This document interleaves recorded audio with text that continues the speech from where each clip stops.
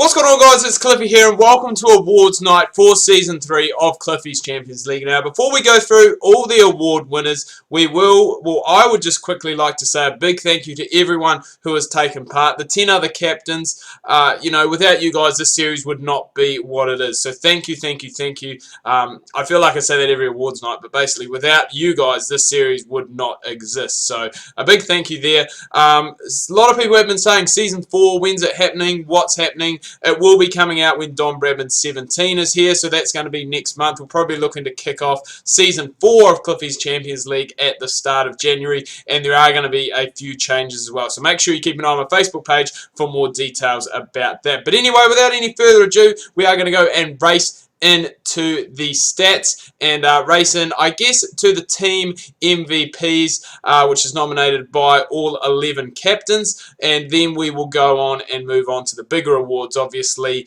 most runs, most wickets, and we will also do the overall MVP along with the wicketkeeper of the year. So we're going to go down, well, we're going to go in an opposite order, so we're going to go from bottom to top, just as the league standing, how it finished. So obviously this isn't a correct standing because we did, well, actually no, it is. The wicket takers did win, but those were the two teams that played in the final 1v2. But without any further ado, let's start things off first off with the Boundary Bashers. Their MVP is a player by the name of N. Lowe. Played 10 games, had 16 wickets and an average of 26.5 with best bowling of 4 for 22. So very good season for Lowe, and a pretty uncomprehensive season, you'd have to say, for the Boundary Bashers. Finishing bottom, obviously their second season in the tournament, and they'll be looking to bounce back next season.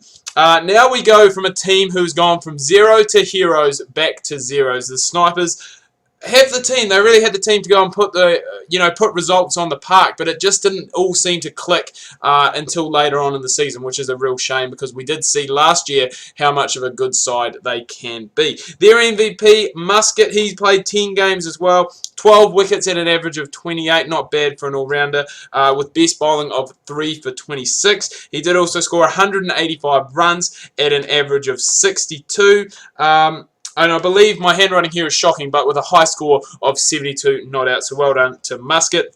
Moving on next to the Sharks, my own team, and this one here was quite tough because I didn't want to pick the MVP that I did go for, but the numbers just don't lie. That is myself, 10 games, 404 runs at 51 for the captain with a high score of 113. 19 wickets as well in those 10 games at an average of 22, and best bowling figures of 6 for 19. So a very good season for myself, good standout season, and that's what you want from your captain, to lead from the front. And us Sharks, if you are a Shark next year, we will be re-going and trying to get back up to the top of the table where we belong. Moving on next, the Wolfpack in their debut season didn't do too badly at all, finishing 8th. They would have liked to finish a little bit higher up, but to pick up 4 wins out of 10 games in their first season, not a bad effort by the Jack Vanderberg-led side. So their MVP is P. Cook. I believe he is their opening batsman. Again, 10 games, 627 runs. So that's a lot of runs to score at an average of 70 with a high score of 143. Moving on now to another new team, the second of, I was going to say the second new team, but the second of 3 new teams, Bashing Bulldogs, finishing about mid-table, 5 wins, 5 from 5. It's not an awful record for a new team, but they'll be looking to carry on next season where they started off. Their MVP is their opening batsman, Al Ashcroft. 10 games again, 429 runs and an average of 48 with a high score of 129 not out. Moving on to the Royal Hiney, who finished basically bang smack in the middle. Bit of a mediocre season for them. They'll be looking for a bit better next season, considering the first 2 seasons in the league they have been a very successful club, a club that you really look up to as the benchmark in this competition. Their MVP, another batsman, opening batsman, it was really a batter-dominated season this year, is Adam Frost. 10 games, 584 runs at an average of 65 with a high score of 154 not out. I believe that is one of the top scores of the season as well. Moving on next, Sledging Cyclones, a team who narrowly missed out, I believe, in the last round on a final spot. 5, 6, and 7, all very, very close to making it into that top 4.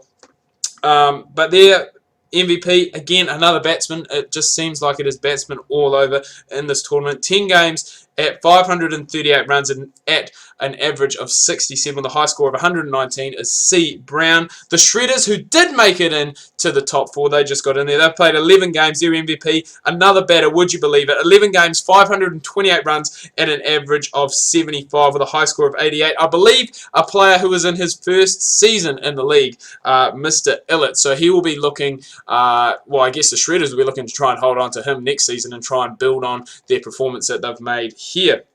Next up, the Vikings. Now, this guy, he is literally a zero to hero character. You go back into season 1, he was terrible. He was shocking. I can't remember who he played for in the first season. I think it was the Snipers. No one wanted him. He was picked up by the Vikings. He has been retained for the past 2 seasons. 11 games, 219 runs at 22. Not really his greatest season with the bat, but his bowling was very good as well. High score of 80 in there. 17 wickets at 29 with best bowling of 3 for 26. Mr. Marcus Illingworth, well done for picking up your MVP for the Vikings. Moving on next to our champions, the Wicket Takers CC, for the second time in 3 seasons, champions, mind you. 12 games for this player, 20 wickets at an average of 26.5 with best bowling figures of 3 for 44. Mr. B. Cook, well done on taking out the Wicket Takers MVP. And finally, the Master Blasters, the team who finished top of the tree this year, but they couldn't quite get it done in the grand final. Their MVP is a player who we will welcome up to the stage for a second time later on in the night.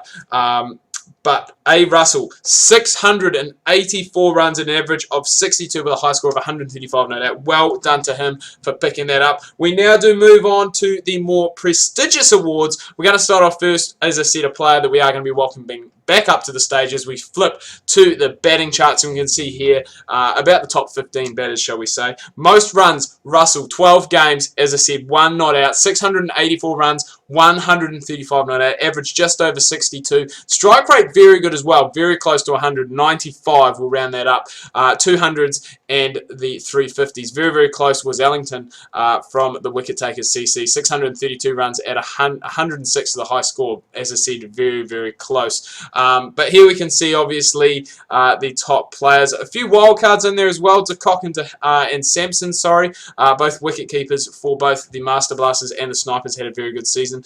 And as I said, well done to Russell for getting that award, that golden...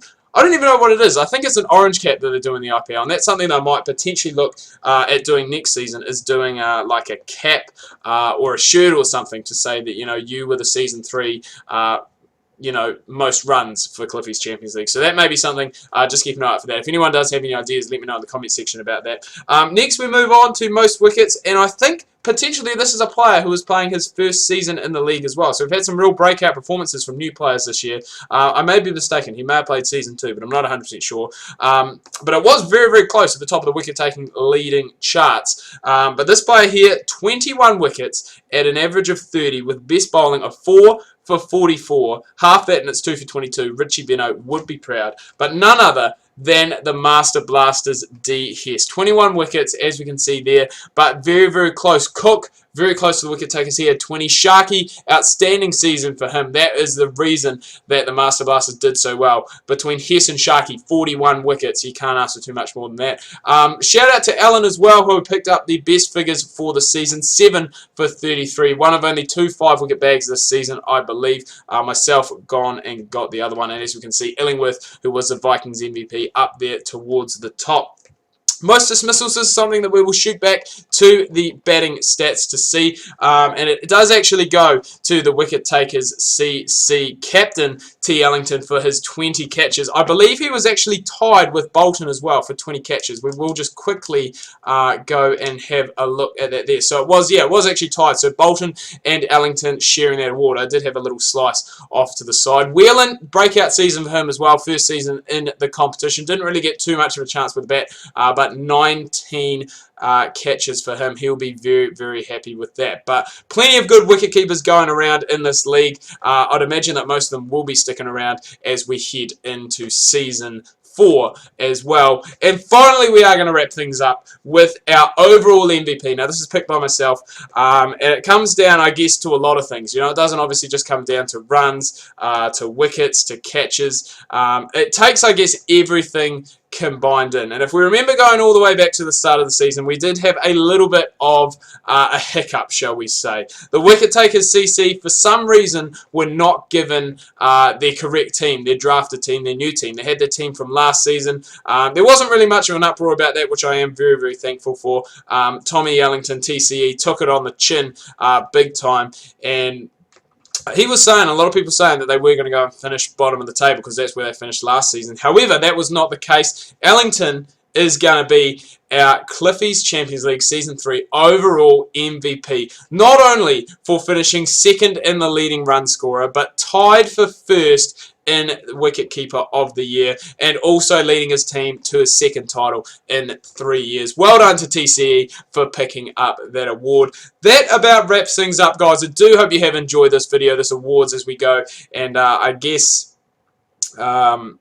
congratulate, shall we say, the players and the successive players that they've had in this season. I'm going to go and filter through at some stage all these stats. I'm going to put them up on my Facebook page so you can go and look through them yourself, see whereabouts you finish in the season, and possibly set some goals for next season. You know, how many runs you're going to score, how many wickets you're going to take, etc, etc. But as I said, I'm going to wrap this up. Do hope you've enjoyed this. If you have, please remember to leave a like. Make sure you subscribe if you're new. Check out my Facebook and Twitter, links to that down below in the description. Till next time, this is Cliffy, your King in Career Mode, signing out.